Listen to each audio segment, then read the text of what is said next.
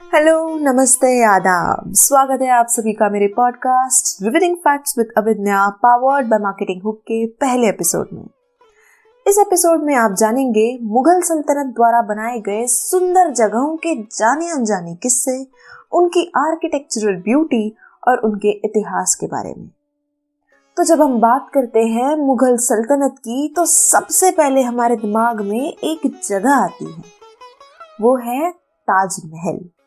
जी हाँ, मैं बात कर रही हूँ ताजमहल की। लेकिन आज के हमारे इस एपिसोड में सबसे पहले हम बात करेंगे इत्मद-उद-दौला की। हम सब ये बात तो जानते ही हैं कि किसी भी वस्तु या बिल्डिंग का निर्माण करने से पहले उसका एक प्रारूप यानी कि ड्राफ्ट बनाया जाता है।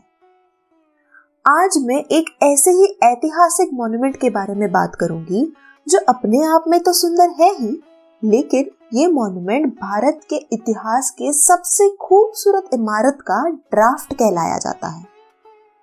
तो चलिए बात करते हैं इस मॉन्यूमेंट इत्मद-उद-दौला की।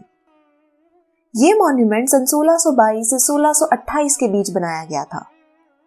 इस मॉन्यूमेंट को शाहजहां के पिता जहांगीर और उनकी पत्नी नूरजहां ने अपने माता पिता के लिए बनवाया था। ये मकबरा आगरा में यमुना नदी के किनारे स्थित है।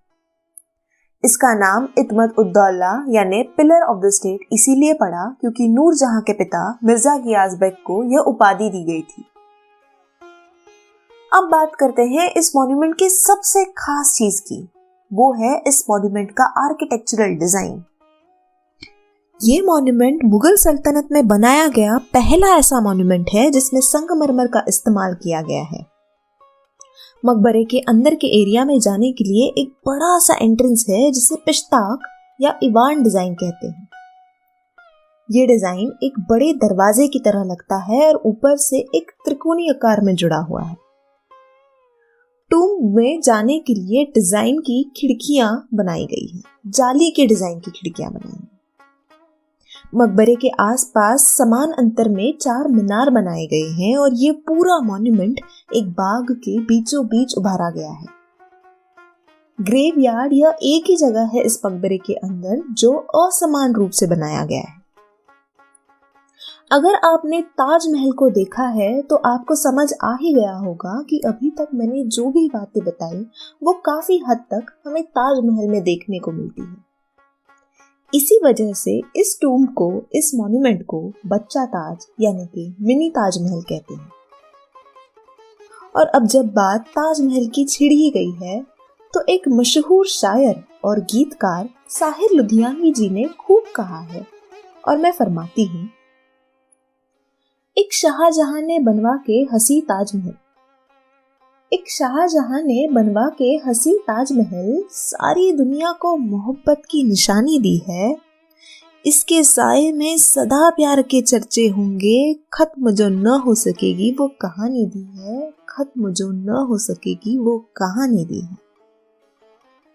ताजमहल के बारे में क्या कहें, एक ऐसा सुंदर मॉन्यूमेंट जो प्रेम का प्रतीक तो है ही, लेकिन एक उम्दे आर्किटेक्चर की लाजवाब मिसाल है।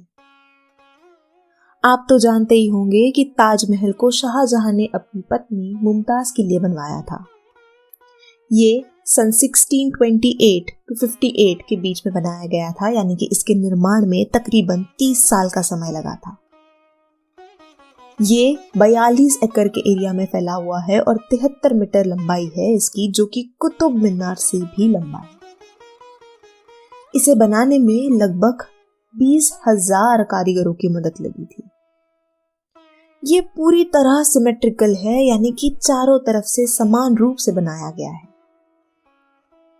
लेकिन क्या आप ये जानते हैं कि ताजमहल के निर्माण में सिर्फ संगमरमर यानी व्हाइट मार्बल ही नहीं, बल्कि कई अलग अलग रत्नों का भी समावेश था, जैसे यशाब, मूंगा, फिरोजा, अकीक, लजवाद, सुलेमानी, पेतूनी इत्यादि।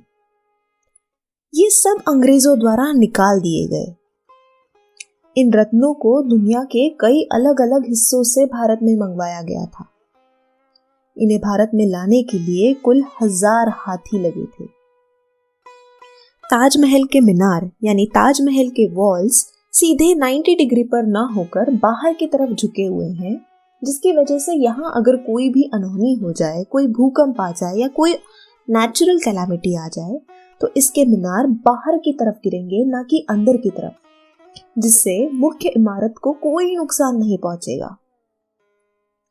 ताजमहल के मेन एंट्रेंस पर सुंदर कैलीग्राफिक डिजाइन बनाई गई है और उस डिजाइन में एक श्लोक लिखा गया है जो कुछ इस प्रकार है: हे आत्मा, तू ईश्वर के पास विश्राम कर, ईश्वर के पास शांति के साथ रह और उसकी परम शांति तुझ पर बरसे। इसे अब्दुल हक नामक एक कैलीग्राफर से लिखवाया गया था और इनकी कारीगरी से खुश होकर इन्हें अमानत खान नाम का दर्जा दिया था। वर्ल्ड वॉर 2 के दौरान या 20th सेंचुरी में जितनी भी लड़ाइयाँ हुई, उसके दौरान ताजमहल को हवाई हमलों से यानी कि एयरबॉर्न बॉम्ब से बचाने के लिए इसके टूम्ब को बैम्बू की स्कैफोल्डिंग कराई गई थी। मतलब जब भी पायलट ऊपर से देखते तो उन्हें यहाँ एक बैम्बू का ढांचा सा नजर आता, ना कि ये खूबसूरत इमारत। और इस तरह बखूबी दिमाग लगाकर ताजमहल को अनेक युद्धों से, अनेक लड़ाइयों से सुरक्षित रखा गया। शाहजहां और मुमताज का मकबरा जो हमें देखने मिलता है, वो दरअसल उनकी असली कब्र है ही नहीं, वो सिर्फ एक नकल है। उनकी असली कब्र उसके नीचे वाली मंजिल पर स्थित है। कहा जाता है ताजमहल के डोम में एक छेद बनाया गया है, जिसे बारिश के समय सिर्फ बारिश की एक बूंद शाहजहां और मुमताज की कब्र पर गिरती है। ताजमहल पर जब सुबह की सूरज की किरण गिरती है तो वो गुलाबी रंग का दिखाई पड़ता है और पूर्णिमा की रात को नीले रंग में चमकता है। ताजमहल एक 7 मंजिला इमारत है, जिसके जमीन के ऊपर 4 मंजिल और जमीन के नीचे 3 मंजिल है। इसके सबसे निचली मंजिल आज तक नहीं खोली गई, क्योंकि अगर उसे खोला जाए तो ताज की पूरी बुनियाद पर बुरा असर हो सकता है। आप तो जानते ही हैं कि ताजमहल यमुना नदी के किनारे स्थित है और जाहिर है इसी की वजह से इसके आसपास की जमीन नम है और इसी वजह से ताजमहल की नींव डालना एक सबसे बड़ी चुनौती हो गई थी। इसीलिए के लिए सिर्फ ईंट पत्थर ही नहीं बल्कि आबनूस की लकड़ियों का काफी इस्तेमाल किया गया था। इन लकड़ियों की खास बात यह है कि इन्हें जैसे जैसे पानी मिलता जाता है ये वैसे वैसे मजबूत होती जाती हैं। तो आज भी इन्हें निरंतर यमुना नदी से पानी मिलता रहता है और इसी वजह से ताज की बुनियाद आज भी मजबूत है। तो ये थी कुछ बातें ताजमहल के बारे में। अब बात करते हैं उस जगह की जहां शाहजहां रहते थे, रेड फोर्ट दिल्ली यानी कि लाल किला। ये शाहजहां का मुख्य निवास स्थान हुआ करता था। इसे सन 1639 से 1648 के बीच बनाया गया था। इस किले ने अपने निर्माण से लेकर अंत तक काफी घटनाएं देखी हैं जिन्होंने इतिहास का रुख बदल दिया। इस किले का बनना खुद एक घटना से संबंधित है। ये किले का फरमान तब जारी हुआ जब शाहजहां को अपनी राजधानी आगरा से हटाकर दिल्ली में बनवानी थी। ये किला शाहजहां के लिए काफी महत्वपूर्ण और खास था और इसीलिए इसका नाम किला-ए मुबारक रखा गया।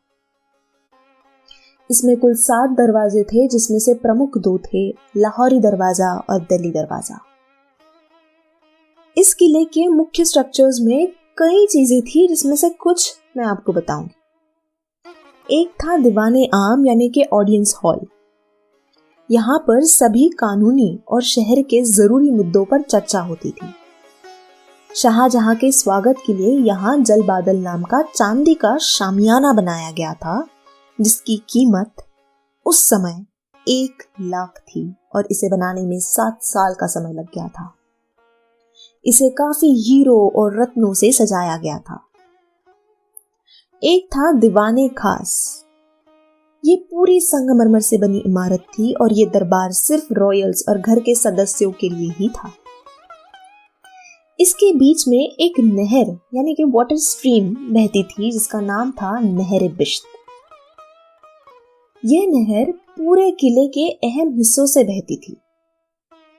लेकिन क्या आपको ये पता है कि इस नहर में पानी आता कहां से था?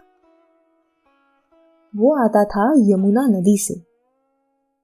किले में एक 3 मंजिला इमारत ऐसी बनाई थी जिसका नाम था शाह बुर्ज। ये इमारत यमुना नदी के पास बनवाई गई थी, जिसका मुख्य काम ही था किले में पानी पहुंचाना। इस शाह बुर्ज से एक पर्शियन व्हील जोड़ा गया था जो बैल आदि प्राणियों की मदद से घुमाया जाता था और नदी का पानी ऊपरी मंजिल तक पहुंचाया जाता था। शाह बुर्ज में एक चेंबर होता था जो प्रेशर बनाने में मदद करता था और वहां से पानी टेराकोटा नामक मटेरियल के पाइप से नीचे नहर में छोड़ दिया जाता था और फिर वो नहर अलग अलग जगह पे बहती थी। इसी नहर का पानी फव्वारों में, बगीचों में नहाने के लिए इत्यादि चीजों के लिए यूज किया जाता था। इसी दीवाने खास के बाहरी तरफ मशहूर शायर आमिर खुसरो की शायरी लिखी हुई है जो है गर फिरदौस बर्रुए जमी अस्त हमी अस्तो हमी अस्तो हमी अस्त। अर्थात अगर इस धरती पर स्वर्ग है तो वो यही है, यही है, यही है। इसी दीवाने खास में मशहूर तख्त एतौस यानी पिकॉक थ्रोन रखा गया था। इस सिंहासन को अनेक हीरे, मोती और नीलम जैसे अनमोल पत्थरों से सजाया गया था और इसी सिंहासन पर लगाया था कोहिनूर हीरा। जी हाँ, ये वही कोहिनूर हीरा है जो आज इंग्लैंड के रॉयल क्राउन कलेक्शन में रखा गया है। इस किले में औरंगजेब ने मोती मस्जिद का निर्माण करवाया था जो पूरा संगमरमर से बना था और ये शाही खानदानों के लिए था। दीवाने आम के ठीक पीछे रंग महल हुआ करता था जो बादशाह की रानियों के लिए हुआ करता था। ये बेशकीमती पत्थर और बहुत सारे रत्नों से बनाया गया था। ब्रिटिश के आने के बाद इस रंग महल को रसोई घर में परिवर्तित कर दिया। 1857 में भारत की आजादी का पहला बिगुल बहादुर शाह जफर के नेतृत्व में यहीं से बजाया गया। क्या आप जानते हैं कि लाल किला पहले लाल नहीं था, बल्कि सफेद और लाल रंग से बनाया गया था। समय के साथ सफेद रंग ढलता गया और फिर ब्रिटिशर्स ने इसे लाल रंग से रंग दिया और तब से इसे लाल किला कहा जाने लगा। तब तक इसे किला मुबारक ही कहा करते थे। भारत के आखिरी मुगल बहादुर शाह जफर को उन्हीं के लाल किले में ब्रिटिशर्स के द्वारा सजा सुनाई गई। उनसे उनकी राजा की उपाधि छीनकर दिल्ली से दूर भेज दिया गया। तो इस तरह ब्रिटिश काल में इस किले से और न जाने और कितने किलों से नायाब पत्थर और बेशकीमती चीजों को चुरा लिया गया और बेच दिया गया। तो ये थे कुछ जाने अनजाने किस्से मुगल सल्तनत द्वारा बनाए गए कुछ मॉन्यूमेंट्स के। ऐसे और कई मॉन्यूमेंट्स हैं जो हमें ठीक भारत में ही देखने मिलेंगे।